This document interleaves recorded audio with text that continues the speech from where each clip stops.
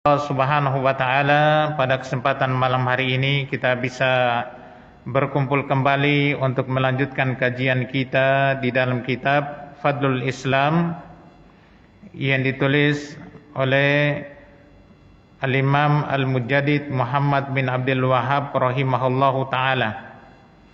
Dan kita ambil syarah atau penjelasan dari Asy-Syaikh Shalih bin Fauzan Al-Fauzan hafizahullahu taala. Kemudian pada pertemuan kita yang lalu masih kita berada pada pembahasan hadis Abu Kilabah dari Amr bin Abbasah, dari seorang dari negeri Syam, dari bapaknya, bahwasanya beliau bertanya kepada Rasulullah sallallahu alaihi wasallam, apa itu Islam? Maka Rasulullah SAW menjawab, Islam adalah engkau menyerahkan hatimu semata-mata kepada Allah Subhanahu wa taala, dan kaum muslimin selamat dari gangguan lisanmu dan tanganmu. Kemudian dia bertanya lagi, Islam apakah yang paling utama? Maka Rasulullah SAW menjawab, al-iman, yaitu keimanan. Kemudian dia bertanya lagi, apa itu iman? Maka Rasulullah SAW menjawab, iman itu adalah engkau beriman kepada Allah, beriman kepada malaikat-malaikatnya, kepada kitab-kitabnya, kepada para rasul, dan beriman kepada hari berbangkit setelah kematian. Dan pada pertemuan yang lalu kita telah sampai pada pembahasan tentang apa itu iman. Apa itu iman? Nabi SAW menjelaskan, iman adalah engkau beriman kepada Allah. Dan keimanan kepada Allah secara global itu terkandung padanya 4 perkara. Yang pertama, mengimani tentang adanya Allah. Yang kedua, mengimani tentang rububiyahnya Allah, bahwasanya Allah satu-satunya yang maha mencipta, yang memberikan rezeki, yang menghidupkan, yang mematikan, yang mengatur seluruh alam, yang menguasai seluruh alam, dunia, alam barzah dan negeri akhirat, dan seterusnya dengan kata yang ringkas, yaitu mengimani tentang perbuatan-perbuatan Allah Subhanahu wa taala. Kemudian yang ketiga adalah mengimani tentang uluhiyahnya Allah. Mengimani bahwasanya Allah Subhanahu wa taala adalah satu-satunya yang berhak untuk diibadahi. Adapun selain Allah, jika diibadahi, maka peribadatan itu adalah peribadatan yang batil. Dalam kata ringkasnya, yaitu mengesahkan Allah SWT dalam perbuatan-perbuatan hamba. Karena ibadah adalah perbuatan hamba. Dia mengesahkan Allah SWT di dalam perbuatan hamba. Hamba-hamba itu menunggalkan Allah SWT dalam ibadahnya, yaitu uluhiyah.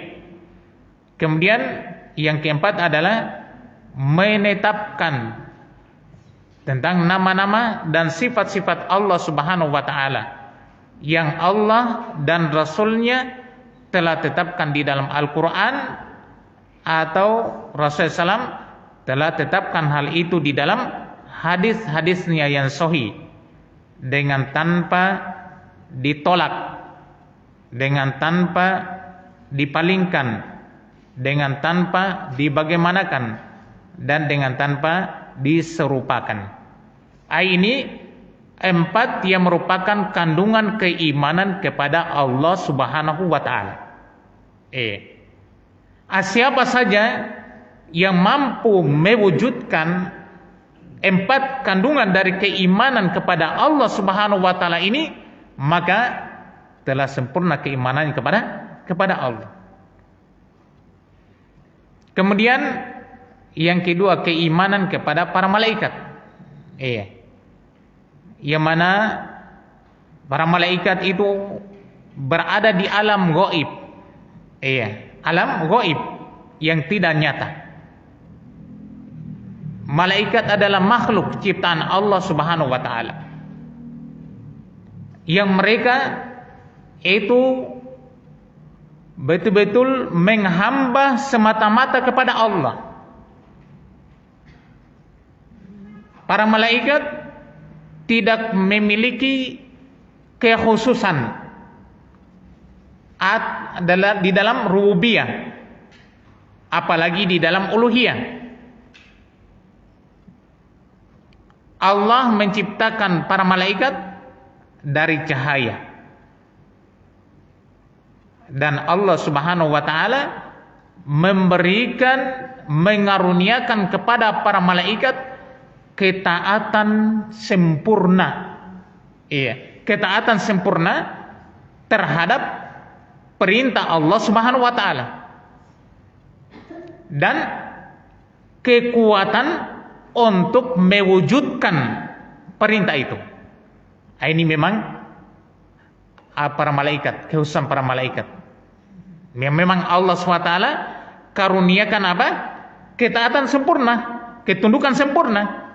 Kemudian Allah beri kekuatan untuk apa? Mewujudkan ketaatan itu. Jadi malaikat itu adalah makhluk Allah yang tidak pernah bermaksiat kepada Allah Subhanahu wa taala. Makhluk Allah yang tidak pernah bermaksiat kepada Allah Subhanahu wa taala. Yang Allah Subhanahu wa taala sebutkan, wa man indahu la yastakbiruna an ibadati wa la yastahsirun yusabbihuna al-laila wan nahar la yafturun. Dalam surah Al-Anbiya ayat yang ke-19 dan ke-20, Allah Subhanahu wa taala menyebutkan tentang para malaikatnya. Dan para malaikat yang berada di sisi Allah, la yastakbiruna an ibadati, mereka itu tidak menyombongkan diri untuk beribadah kepada Allah Subhanahu wa taala, dan mereka itu tidak pernah merasa bosan. Mereka bertasbih mensucikan Allah Subhanahu wa taala di malam dan di siang harinya dengan tanpa merasa letih.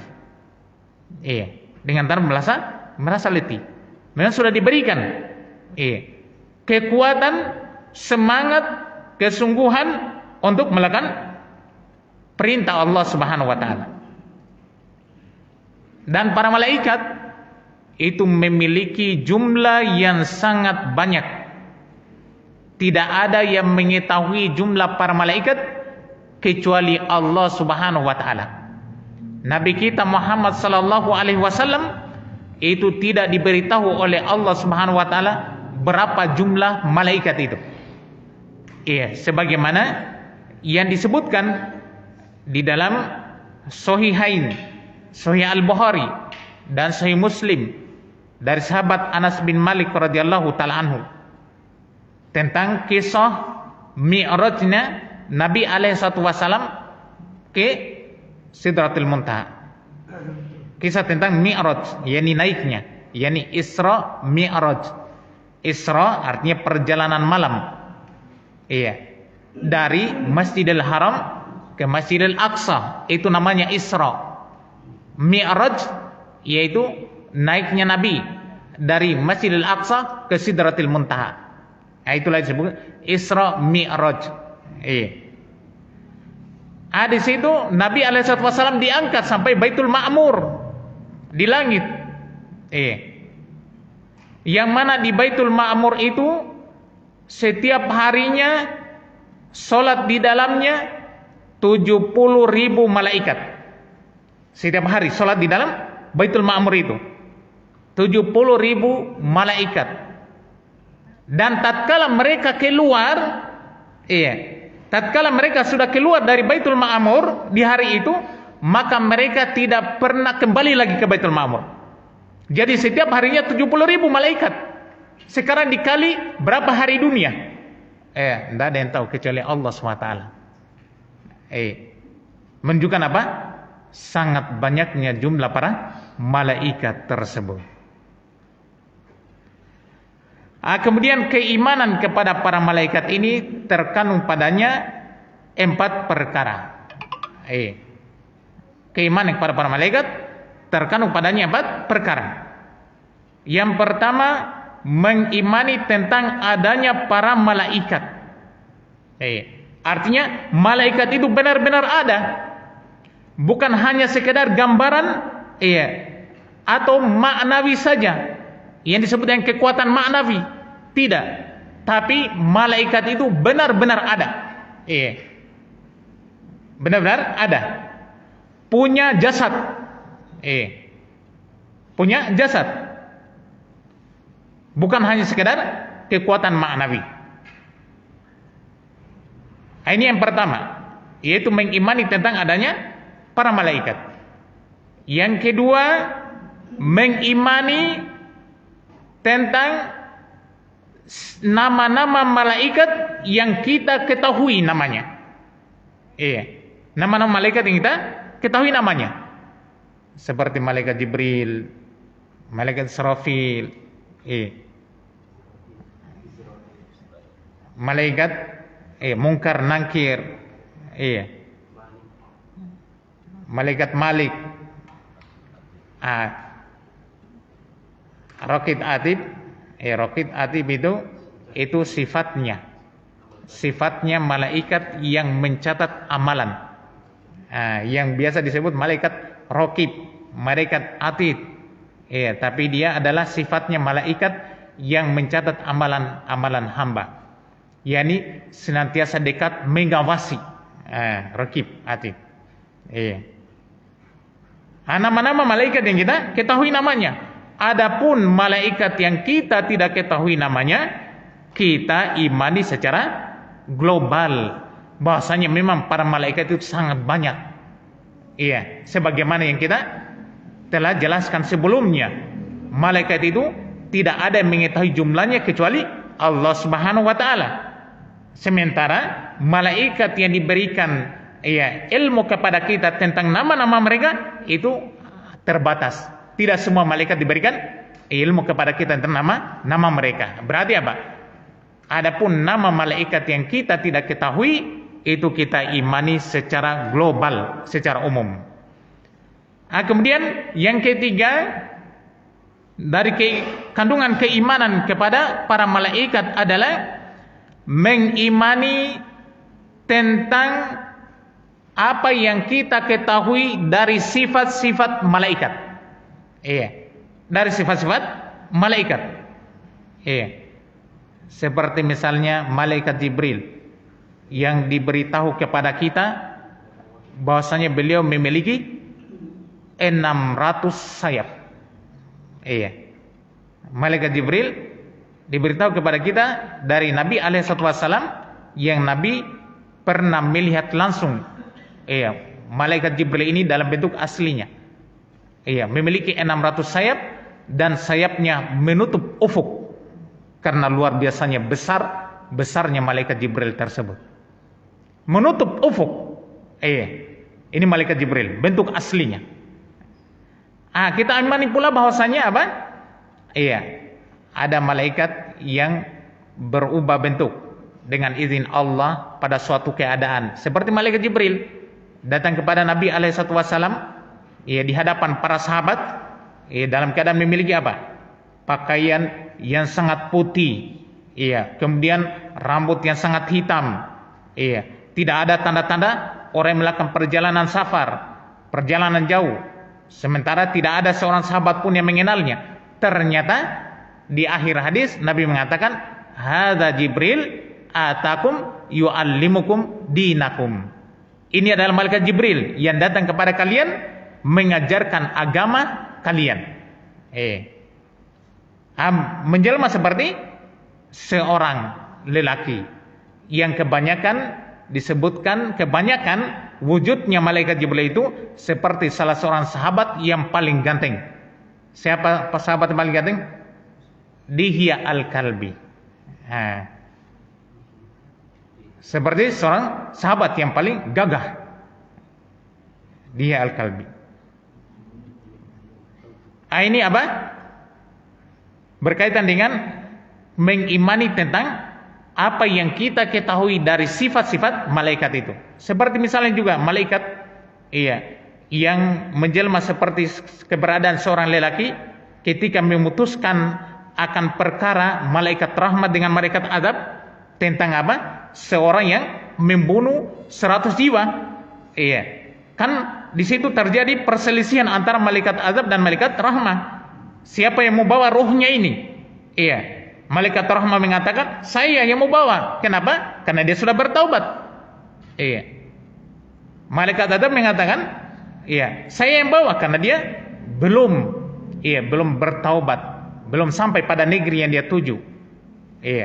Kata iblis, belum pernah dia melakukan amalan kebaikan. Jadi dia masih mengikuti apa yang saya inginkan. Tapi setelah itu Allah mengutus malaikat yang berwujud manusia mengambil jalan tengah, memutuskan perkara antara dua malaikat ini. Ternyata dari hasil keputusan itu, maka yang membawa ruh malaikat si pembunuh 100 jiwa itu tadi adalah malaikat rahmah. Subhanallah. Demikian yang lainnya dari kisah-kisah berkaitan dengan sifat-sifat malaikat yang kadang menjelma seperti keberadaan seorang lelaki. Kemudian yang keempat, kandungan keimanan kepada para malaikat, yaitu mengimani tentang apa saja yang kita ketahui dari amalan-amalan atau tugas-tugas mereka yang Allah Subhanahu wa taala telah perintahkan kepada mereka. Amalan-amalan mereka, ada yang kerjanya bertasbih, ada yang kerjanya beribadah siang malam, dengan tanpa merasa jenuh, tanpa letih. Ada yang kerjanya apa? Malaikat Jibril menyampaikan wahyu. Malaikat Israfil diwakilkan untuk meniup sangkakala.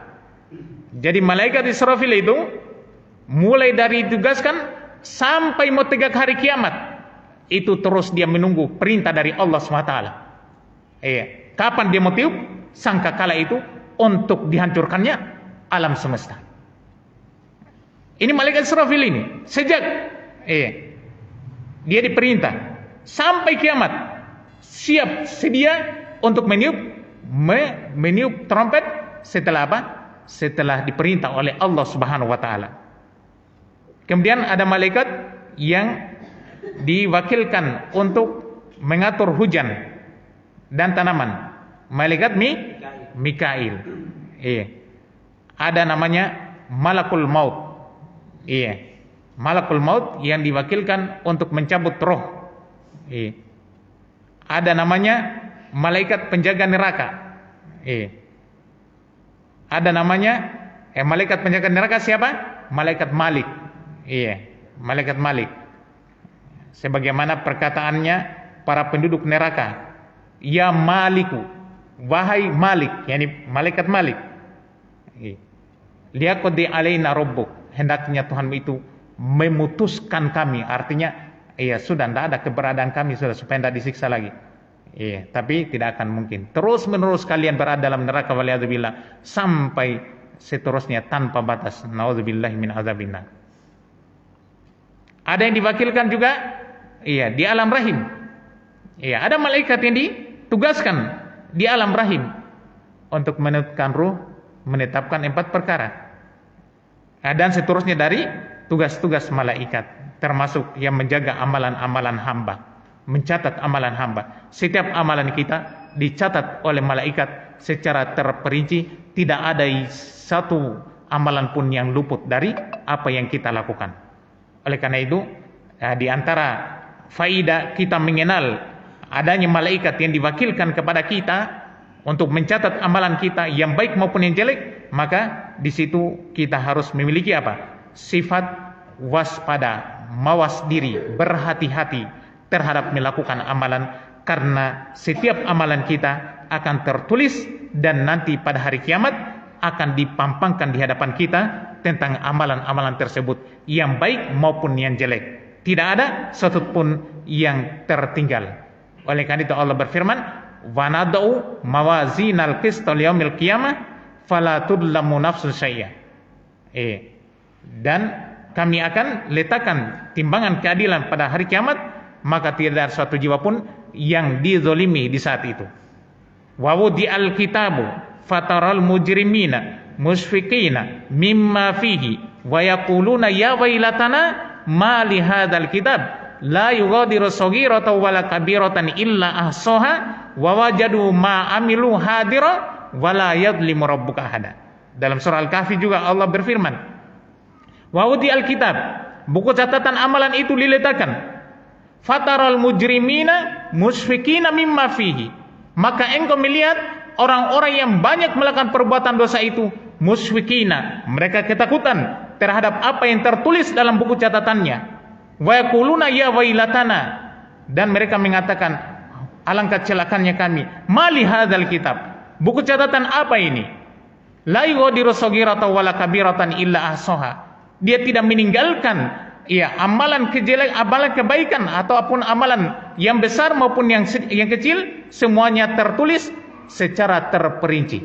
Yang besar maupun yang kecil, yang baik maupun yang jelek, semuanya tertulis dalam keadaan terperinci. Wa wajadu ma amilu hadira, mereka mendapatkan apa yang mereka lakukan itu hadir di hadapan mereka. Wala yadlimu rabbuka ahada, dan Tuhanmu sama sekali tidak menzolimi seorang pun juga. Jadi berhati-hati, kita harus senantiasa berhati-hati dalam melakukan amalan. Berucap juga demikian.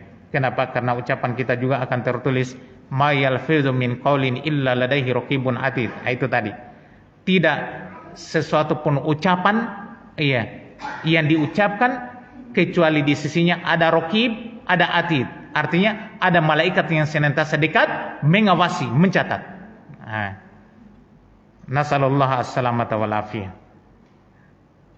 Jadi sebenarnya kalau kita memahami akan tugas-tugas para malaikat, ini juga akan mengingatkan kepada kita berkaitan dengan kehidupan kita setelah kematian itu.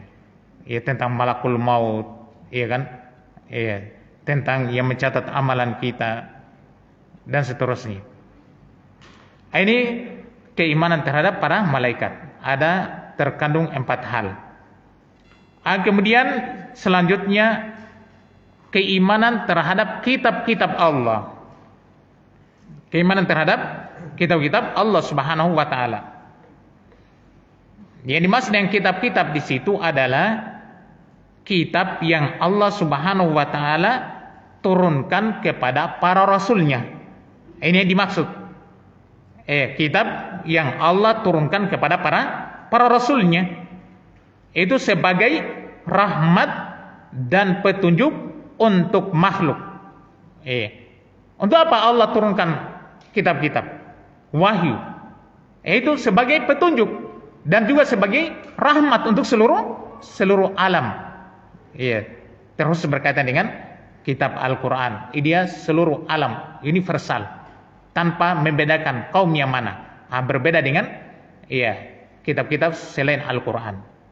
Berbeda dengan kitab-kitab selain Al-Quran, yang mana dengan diturunkannya kitab tersebut kepada setiap rasul, itu agar makhluk tersebut bisa sampai kepada negeri kebahagiaan, bisa mencapai kebahagiaan di dunia, lebih-lebih lagi di negeri akhirat.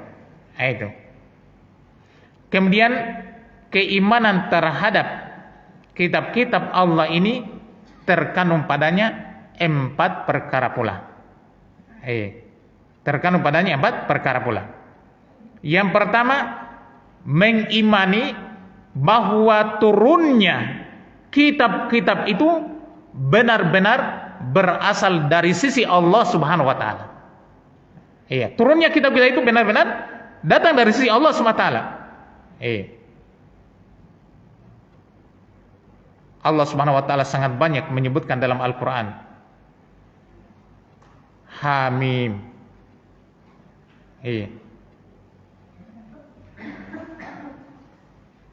Wal kitabil mubin. Inna anzalnahu fi lailatin mubarakah misalnya. Sesungguhnya kami telah menurunkan. Ini Allah sebutkan, sesungguhnya kami telah menurunkan Alkitab ini Al-Qur'an itu fi lailatin mubarakah, di malam yang penuh keberkahan. Itulah malam Lailatul Qadar. Inna nahnu nazzalna dzikra. Sesungguhnya kamilah yang menurunkan az-zikr, turun dari Allah SWT. Itu menurunkan bahasanya mengimani bahwa turunnya kitab-kitab itu benar-benar berasal dari sisi Allah Subhanahu wa taala. Kemudian yang kedua, mengimani terhadap apa saja yang kita ketahui dari nama-nama kitab tersebut. Nama-nama kitab yang kita ketahui itu terbatas. Yang pertama, kitab Al-Qur'an diturunkan kepada Nabi Muhammad SAW. Yang kedua, kitab Injil diturunkan kepada Nabi Isa alaihi salatu wassalam. Yang ketiga, kitab Taurat diturunkan kepada Nabi Musa alaihi salatu wassalam. Yang keempat, kitab Zabur diberikan kepada Nabi Daud alaihi salam. Ini kitab yang jelas. Kemudian setelah itu suhuf Musa dan Ibrahim. Suhuf Musa dan Ibrahim. Jadi itu apa? Kita mengimani tentang apa saja yang kita ketahui dari nama-nama kitab itu, seperti Al-Quran, Injil, Taurat, Zabur, Suhuf Musa, Suhuf Ibrahim. Kemudian adapun yang kita tidak ketahui nama kitabnya itu, kita imani secara umum. Maksudnya banyak kitab-kitab Allah SWT yang kita tidak ketahui namanya. Yang kita ketahui hanya ini. Yang diberitakan kepada kita tentang kitab-kitab mereka hanya 4 ditambah dengan 2 suhuf. 2 suhuf. Adapun suhuf Musa itu apakah dia masuk Taurat atau bukan, itu yang jelasnya dia ada penyebutan suhuf juga pada Nabi Musa alaihi salatu wassalam. Kemudian itu yang kedua. Yang ketiga adalah membenarkan apa saja yang telah sahih dari pemberitaan kitab-kitab tersebut. Ini secara umum ya. Jadi membenarkan pemberitaan yang telah sahih dari pemberitaan kitab-kitab tersebut. Seperti pemberitaan Al-Quran. Ini secara mutlak harus tasdik, harus dibenarkan. Tidak boleh tidak. Kemudian juga pemberitaan dari apa saja yang belum diganti atau dipalingkan dari kitab-kitab sebelumnya. Kalau ada misalnya pemberitaan suatu kitab Injil, Zabur, Taurat, Suhuf Musa, Suhuf Ibrahim, misalnya ada pemberitaan yang belum diganti dan yang belum ditahrif, dirubah, maka kita benarkan. Adapun kalau sudah dirubah, hanya dinamakan dia kitab Injil, kitab Taurat, kitab Zabur atau suhuf ini, suhuf itu, kemudian sudah dirubah, maka kita tidak boleh membenarkannya. Kenapa? Karena itu bukan lagi asli datang dari Allah SWT, tapi sudah merupakan campur tangan manusia. Sebagaimana keberadaan kitab-kitab yang ada di saat ini selain Al-Quran, kitab Injil, ada namanya perjanjian baru, pembaharuan di dalam kitab ini dan sebagainya. Semuanya sudah merupakan sunatullah, itu sudah terganti dan sudah tidak terpakai lagi. Adapun yang terpakai secara terus-menerus sampai hari kiamat hanyalah kitab Al-Quran yang berlaku hukumnya. Yang berlaku hukumnya.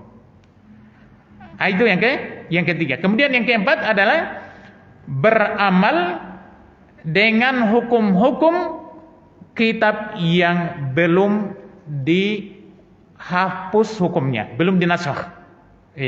Beramal dengan hukum-hukum kitab yang belum dinasakh, belum dihapus hukumnya. Ridha serta berserah sepenuhnya dengan hukum-hukum tersebut.